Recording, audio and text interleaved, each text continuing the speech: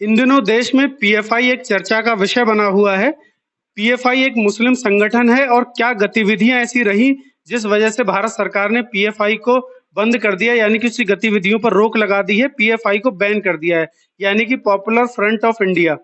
क्यों इसको भारत सरकार ने बैन किया गया है, इसकी जड़ तक जाने के लिए, इसको पूरा समझने के लिए हम आए हैं तक्षशिला कोचिंग के डायरेक्टर एसपी शर्मा सर के पास, जो कि अपने स्टूडेंट्स को भी बताते हैं, करंट अफेयर्स में भी, जो बच्चे यूपीएससी की तैयारी कर रहे हैं उनके लिए भी, और पूरे देश को और पूरे शहर के बच्चों को ये जानने की जरूरत है, यूथ को ये जानने की जरूरत है कि पीएफआई आखिर है क्या चीज और पीएफआई को सरकार ने बैन क्यों किया है। तो हम शर्मा सर से जानेंगे कि एक बार बताने का कष्ट करें, पूरा एक्सप्लेन करें कि पीएफआई है क्या और क्यों इसको बैन किया गया।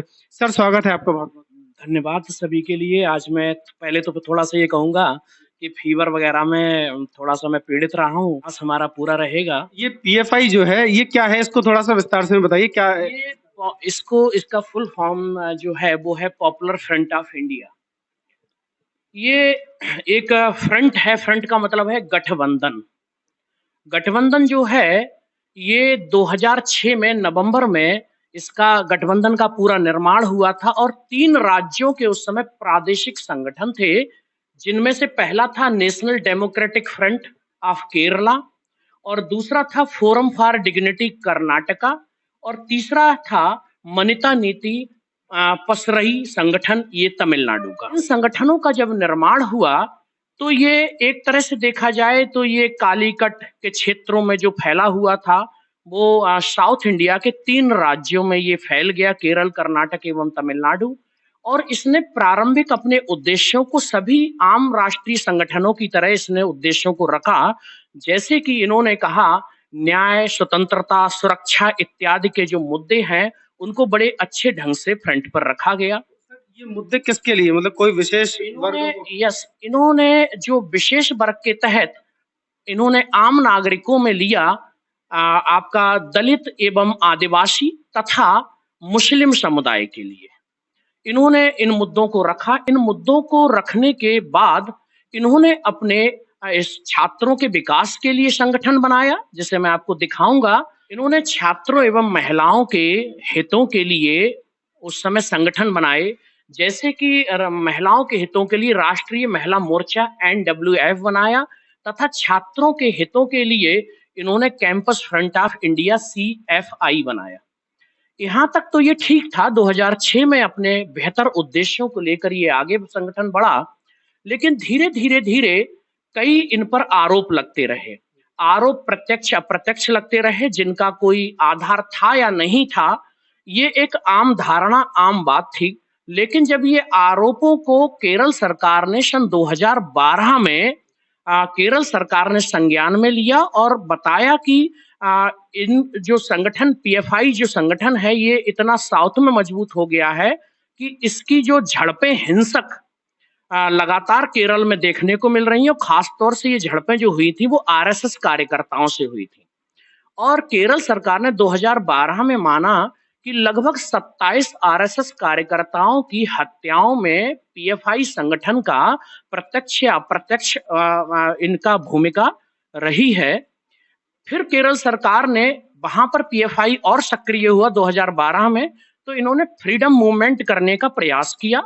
फ्रीडम मूवमेंट के लिए प्रतिबंधित कर दिया था केरल सरकार ने कि ऐसा कोई मूवमेंट नहीं होगा।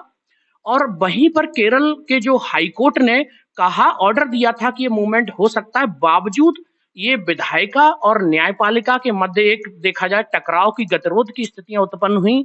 ऐसे में सरकार ने इनका मूवमेंट नहीं होने दिया।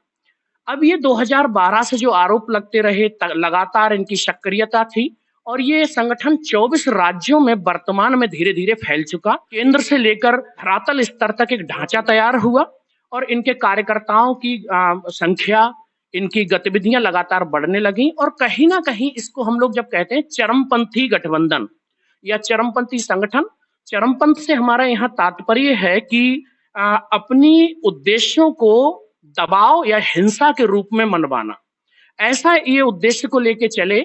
अब ये जो आरोप लगे तो पिछले कई वर्षों से हमारे जो राष्ट्रीय जांच एजेंसियां हैं, एनआईए है, ईडी है, तो इन जांच एजेंसियों ने, तमाम एजेंसियां बहुत दिन से लगी हुई थी, तो कई ऐसी घटनाएं हमारे देश में हुई जहां पर ये लोग प्रत्यक्ष या अप्रत्यक्ष पाए गए।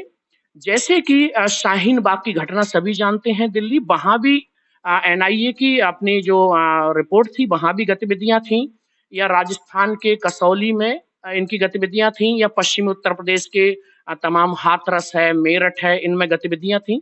ऐसे तमाम राज्यों में जब भी सरकार ने जांच की तो प्रत्यक्ष अप्रत्यक्ष वहां पर पीएफआई संगठन का कोई ना कोई एविडेंस जरूर मिला। मतलब गतिविधियां ऐसी की भड़काऊ गतिविधियां, लड़ाने वाली गतिविधियां, इस टाइप की गतिविधियां मिली।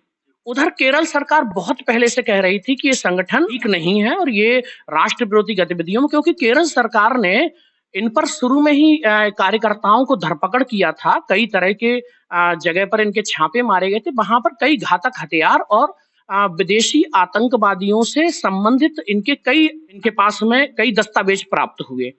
वर्तमान में जब ये सब ऐसा होता रहा, दबाव रहा और जांच एजेंसियों की रिपोर्टें आई, और सबसे बड़ा रिपोर्ट का ये था कि इनको अवैध फंडिंग हो रही थी। अब ये अवैध फंडिंग को ज्यादातर ये था कि ये राष्ट्र विरोधी गतिविधियों में उनको प्रयोग कर रहे थे। अवैध फंडिंग थी। लोगों ने तो यहां तक आरोप लगाया कि ये नव युवाओं को, नए बच्चों को जो पढ़ते हैं उनके अंदर कट्टरपंथ, खासतौर से एक जिक्र मदरसे का आता है कि वहां तक ये लोग कट्टरपंथ पैदा कर रहे हैं। चरमपंथ, कट्टरपंथ किसी भी लोकतांत्रिक देश के हित में नहीं होता है। इस आधार पर लंबे प्रक्रिया के बाद, जैसे कई लोग, मैं राजनीतिक नहीं हूं, एक शिक्षक हूं, तो इसलिए मैं इस पर एक संतुलित ही बात कहूंगा कि जांच एजेंसियों ने लंबे समय के बाद ठोस एवं पुख्ता सबूतों के आधार पर ये पाया कि ये संगठन है, ये तमाम तरह की अवैध गतिविधियों में संलिप्त है।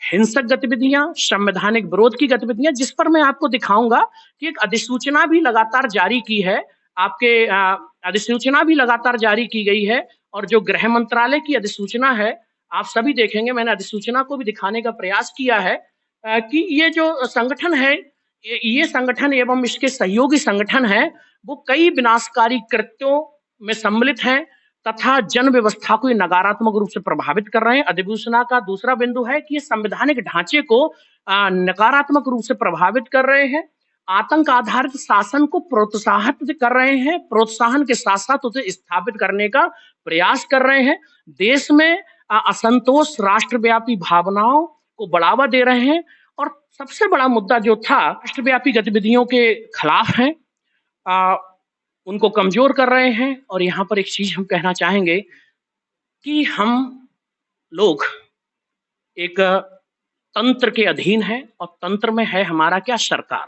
जो निर्णय लेती है। लोकतंत्र लोगों का तंत्र है, और तंत्र जो है वो है सरकार। हमारा गृह मंत्रालय ने जो रिपोर्ट दी है वो स्वीकार्य होना चाहिए सभी के लिए।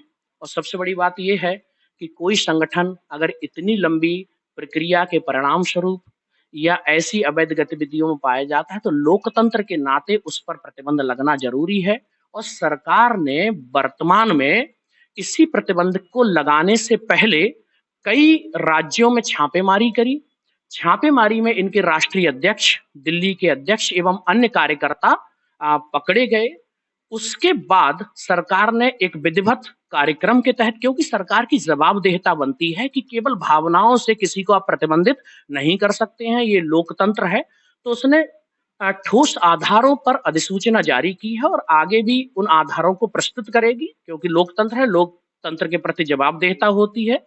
और ऐसे में इन्होंने फाइनली पीएफआई एवं उसके 8 क्षेत्रीय सहयोगी संगठनों पर प्रतिबंध लगाया है। और ये प्रतिबंध 5 वर्ष को है। अगर सरकार की ऐसी कोई मंशा होती, क्योंकि 5 वर्ष का मतलब है हम इस पर जांच करेंगे, यथार्थ वास्तविकता तक आएंगे। सभी लोगों से कहूंगा कि 2006 से 2022 में अगर प्रतिबंध लगा है तो ये जो समय है ये 16 साल का लगभग समय है। और 16 साल में जब आप पे ये आरोप लगते हैं कि आप अवैध गतिविधियों में अंतरराष्ट्रीय आतंकवादी संगठनों से मिले हैं, या फंडिंग आपको अवैध हो रही है, अवैध फंडिंग का आप कहीं पर प्रयोग कर रहे हैं, तो 5 साल सरकार के लिए देना बहुत जरूरी है। 5 साल बाद निर्णय लिया जाएगा कि आपका संगठन ठीक है या नहीं है, क्योंकि सरकार की अगर कोई भी मंशा खराब होती तो वो हमेशा के लिए प्रतिबंध लगाना भी उनके हाथ में था कि आपको हमेशा लग गया है। तो मैं सभी लोगों से कहूंगा कि सरकार सर्वोच्च है, जनता के द्वारा चयनित है, उसका निर्णय ही अंतिम है और यही मैं मानता हूँ। सर बहुत बहुत धन्यवाद आपका। और हमें लगता है कि सभी लोगों को पूरा समझ में आ गया होगा। आपने कोई भी सवाल नहीं छोड़ा हमारे बीच में जो हम सवाल आपसे कर पाए। आपने ए से शुरू किया और जेड तक पूरा का पूरा बता दिया कि पीएफआई क्या है और सबको समझ में भी आया होगा।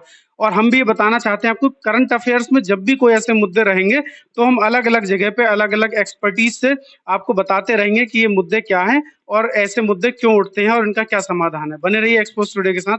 जय हिंद।